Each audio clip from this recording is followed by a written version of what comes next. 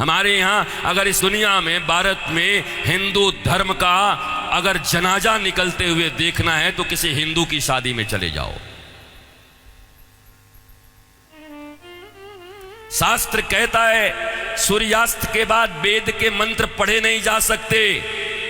तुम राक्षसों की तरह अर्धरात्रि में विवाह कर रहे हो। अरे वो काल कुछ और था जब मुगल तुम्हारे यहां थे।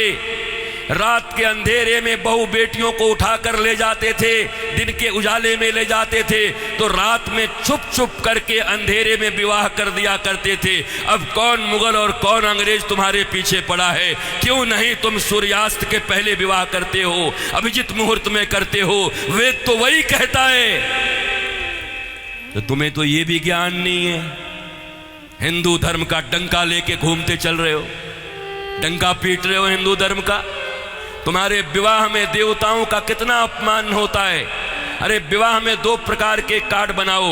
विवाह एक संस्कार है, विवाह एक यज्ञ है। अरे भैया, खाने पीने खिलाने वाले के लिए एक दिन रिसेप्शन जो करते हो कर दिया करना, पर विवाह में बड़े लिमिटेड लोगों को बुलाया करो।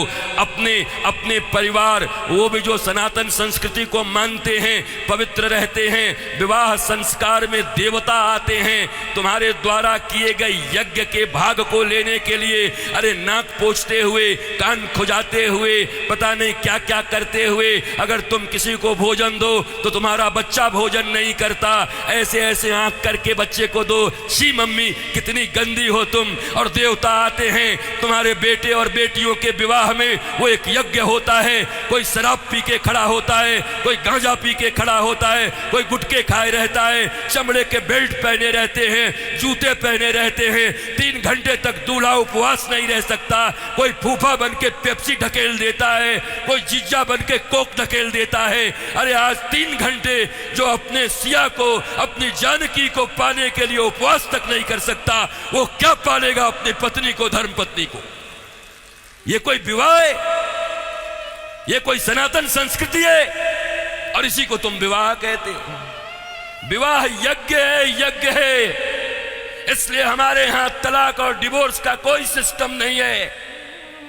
उनके यहां विवाह एक एग्रीमेंट है, आज हुआ है कल तोड़ देंगे। पर सनातन संस्कृति धर्म पत्नी और पति स्वामी, इस प्रकार की एक संरचना है।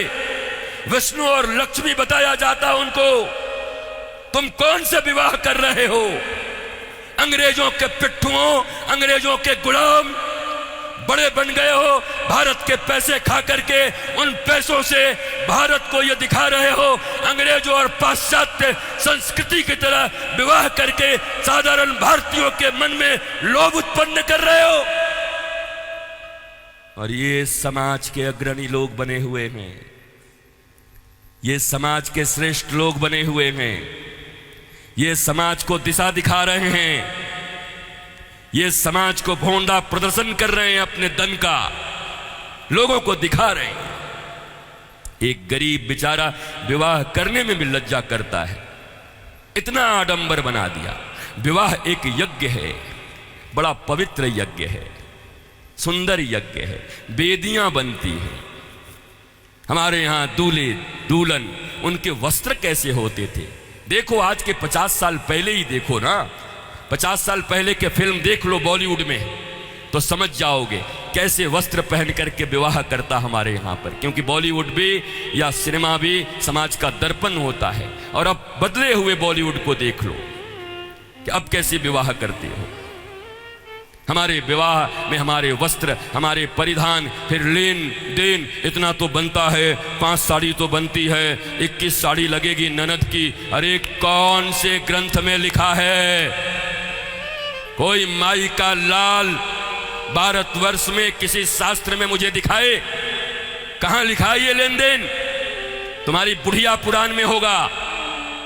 लोभियों के बनाए गए कानून, लोभियों के बनाए गए नियम, अरे जरा सोचो, एक बच्ची, एक बेटी अपना नाम, अपना गोत्र छोड़कर आती, अपना टाइटल छोड़ करके आती, अपने घर परिवार, माता पिता, भाई बहन, सखी सहेली छोड़कर आती और तुम्हारे वंश को बढ़ाने के लिए तुम्हारे घर में आती है। उसको भी टीवी, फ्रिज और कार के लिए मिट्टी, तेल और पेट्रोल से जला देते हो। तुम्हें शर्म नहीं आती?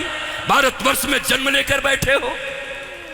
तुम्हारी बाजुओं और भुजाओं में अगर शक्ति है तो अपने पैसे से कार खरीद लो, अपने पैसे से फ्रिज खरीद लो, क्योंकि छोटी छोटी बच्चियों के पिता तो बचपन से उसके लिए खिलौना खरीदते रहते हैं। जब छोटी रहती है 5 रुपए का, थोड़ी बड़ी हो जाती है थोड़ा और बड़ा, थोड़ी बड़ी हो गई साइकिल खरीद लिया, थोड़ी बड़ी हो गई स्कूटी खरीद दिया, और बड़ी हो गई अच्छे घर के हैं कार खरीद दिया 5 लाख का, और एक दिन फिर जा करके 5 करोड़ में एक गुड्डा खरीद के ला के दे दिया। तो खरीदे हुए सामान की जो इज्जत होती है वही दूल्हे की भी इज्जत होती है।